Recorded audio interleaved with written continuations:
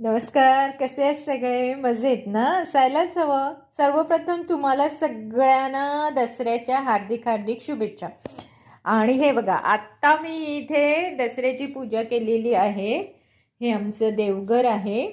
आणि हे बघा, इथे हे देवघर दिसत असेल तुम्हाला. आणि मला इथे दाखवायला हे वाटत आहे. हे बघा, इथे मी माझे दागिने ठेवलेले आहे. त्यानंतर हे पेन ठेवलं आहे. नंतर पैशाचं पाकिट ठेवलं आहे. नोटबुक्स ठेवलं आहे. हळद पिंजर ठेवली आहे. नंतर ही सगळी हत्यारं ठेवली आहेत.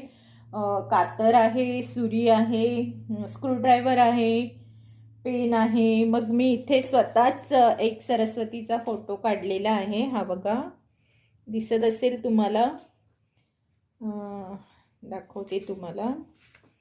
हा बघा, हा सरस्वती प्रसन्न म्हणून मी असा स्वतःच हा एक फोटो केलेला आहे. त्यावर हळद पिंजर घातलेला आहे. त्यानंतर इथे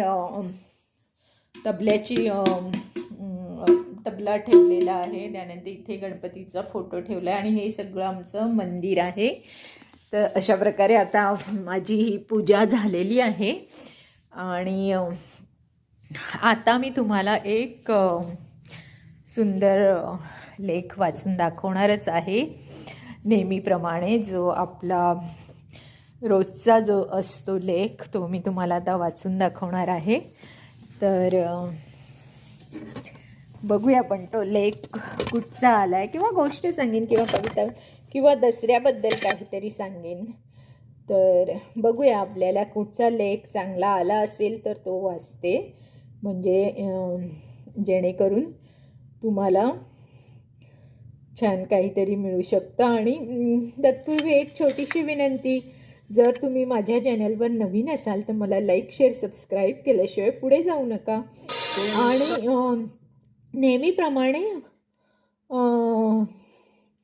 मला कमेंट्स करून सांगा की तुम्ही कुठच्या देशातून मला पाहत आहात, म्हणजे मला तुम्हाला थँक्स म्हणता येईल.